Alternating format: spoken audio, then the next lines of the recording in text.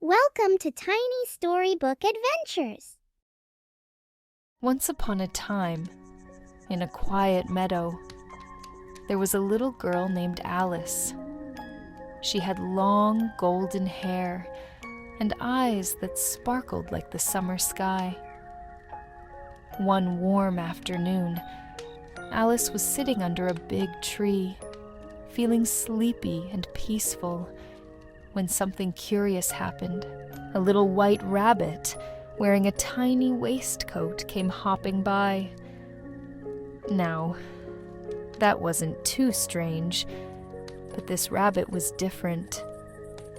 You see, he was holding a pocket watch and muttering to himself, oh dear, I'm late." Alice, being full of curiosity, stood up and decided to follow him. As the rabbit hurried off, he disappeared down a large rabbit hole. Without thinking, Alice leaned over to peek inside. But before she knew it, she tumbled down, down, down into the rabbit hole. She fell so slowly and gently that it felt like she was floating in a dream. The walls of the rabbit hole were filled with strange and wonderful things. Bookshelves, lamps, and even pictures. Alice felt like she had been falling forever, when all of a sudden, she landed softly on a pile of leaves. Now, Alice found herself in a hallway with many doors, but all of them were locked. She noticed a little glass table with a tiny key on it. Excitedly, she picked up the key and tried it in every door, but none of them would open until she found one very tiny door hidden behind a curtain.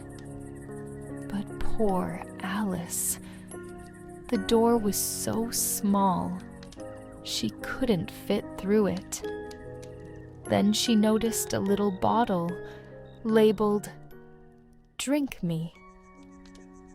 Feeling curious once again, Alice took a sip, and she began to shrink until she was just the right size to go through the tiny door.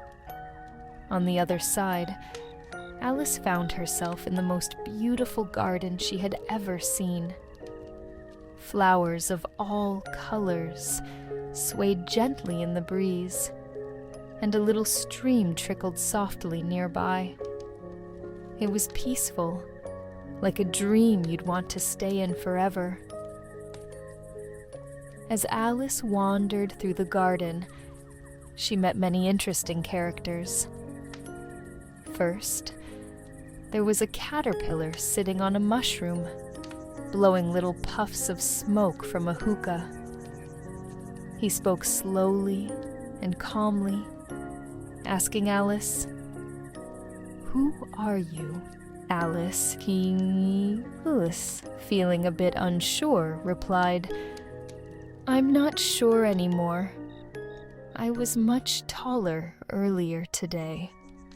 The caterpillar smiled, a dreamy kind of smile, and told Alice that things in Wonderland often change, and it was okay not to know everything all the time. Then, he offered her a piece of the mushroom, saying one side would make her grow taller, and the other side would make her smaller. Alice, still curious, took a nibble of the mushroom and continued her journey, growing just the right size again. She wandered further until she came to a tea party. But it wasn't just any tea party. It was a mad tea party. At the table sat the Mad Hatter, the March Hare, and a sleepy little dormouse who kept dozing off. The tea party was the silliest thing Alice had ever seen. The Mad Hatter asked her riddles that had no answers, and the March Hare poured tea into cups that were already full. The dormouse snored softly, barely noticing what was happening. Alice couldn't help but laugh at their silliness. After spending some time with them, Alice decided to explore more of Wonderland. As she wandered deeper into the woods, she met a grinning Cheshire Cat who appeared and disappeared whenever he pleased. "Where should I go?" Alice asked the cat. The Cheshire Cat's smile stretched wide. "That depends on where you want to end up." Alice thought about it for a moment, and then the cat added, "In Wonderland, it doesn't really matter which way you go. Just keep walking, and you'll find something interesting." Alice followed the Cheshire Cat's advice and found herself in the Queen of Hearts' garden, where the cards were busy painting white roses red. And soon, she met the Queen herself. The Queen was not as kind as the others Alice had met. She was quite loud and bossy, but Alice stayed calm and polite. A game of croquet began, but it was the strangest game Alice had ever seen. The balls were hedgehogs, and the mallets were flamingos. The Queen, of course, wanted to win, but Alice knew it was all part of Wonderland's silliness. So she played along, smiling all the while. As Alice wandered through the many twists and turns of Wonderland, she started to feel a bit tired. The sights were magical, and the creatures she met were curious, but Alice began to think about home. She missed her cozy bed and the quiet peace of her own world. Suddenly, Alice found herself standing before a large courtroom.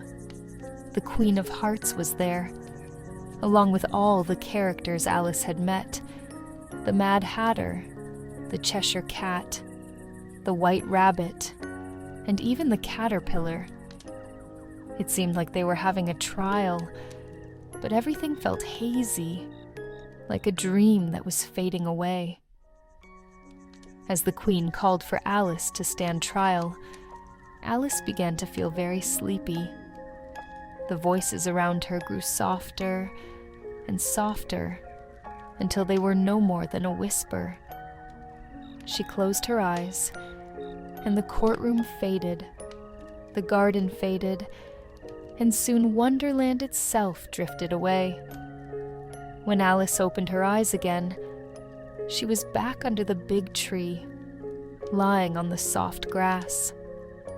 The sun was setting, and the gentle breeze carried the smell of flowers. Had it all been a dream? Alice wasn't sure, but she smiled, feeling calm and happy. And now, my dear listener, it's time for you to close your eyes too. Just like Alice, you've been on a wonderful adventure, and now it's time to rest. As you lie in your cozy bed, feel the warmth of your blankets, and let your body relax. Imagine yourself in a peaceful garden with the softest flowers and the gentlest breeze. The stars are twinkling above, and the moon is shining softly just for you. It's time to drift off to sleep, where you can dream of all the adventures waiting for you in your own Wonderland. Sweet dreams, little one. Sleep well, and may your dreams be full of magic and wonder. Good night.